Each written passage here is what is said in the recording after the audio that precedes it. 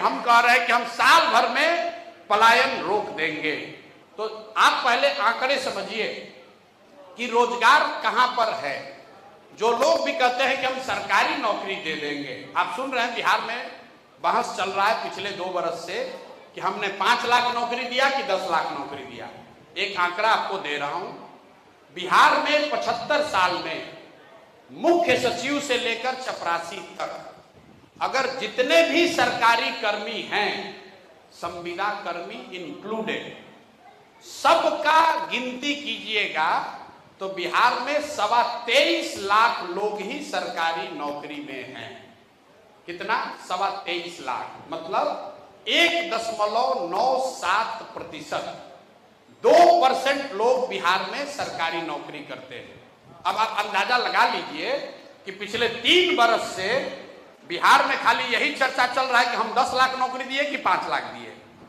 भाई टोटल 23.25 लाख लोग ही नौकरी करते हैं। कि मेरा आंकड़ा नहीं है, जो सैलरी जाती है, सीएजी जो ऑडिट करता है, ये उसका आंकड़ा है। और क्या बिहार में बहुत वैकेंसी है? जो अभी लोग बता रहे हैं राजद के लोग की बड़ा वैकेंसी है, तो मैं आपको देश का आंकड़ा दे देता हूं। देश के स्तर पर 3% लोग ही सरकारी नौकरी करते हैं, 3% लोग। तो इसका मतलब यह है कि सरकारी नौकरी बिहार में बेरोजगारी खत्म करने का जरिया नहीं हो सकता है। इससे आप 2 या 3% लोगों को ही रोजगार दे सकते हैं। दूसरी बात, लोग कहते हैं इंडस्ट्री से हो जाएगा। यह भी बहुत बड़ा भ्रम है लोगों का कि फैक्ट्री लगवाइए। आप कितना भी फैक्ट्री लगा लीजिएगा, जो अगर इकोनॉमिक्स को आप समझते हैं, इकोनॉमिक्स को समझने वाले कुछ लोग तो जरूर होंगे, जीडीपी जो है वो 3 भाग में है, एग्रीकल्चर, मैन्युफैक्चरिंग और सर्विस सेक्टर। तो एग्रीकल्चर और मैन्युफैक्चरिंग दोनों को मिला दीजिएगा तो भी वो 35 से 40% ही होता है।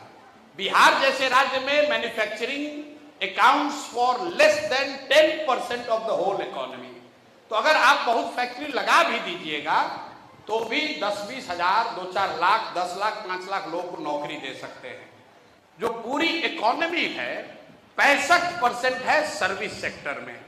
हम लोग जहां यहां बैठे हुए हैं, ये सर्विस सेक्टर है, होटल है, विवाह भवन है, 20 लोगों को नौकरी मिली हुई है। किसी ने बताया कोचिंग का हब बनाइए, सिनेमा है, रेस्टोरेंट है, गाड़ी चलाते हैं, यूट्यूब चलाते हैं, बिजनेस धंधा करते हैं। देश की इकोनॉमी में 65% सर्विस सेक्टर है, बिहार में 67% है।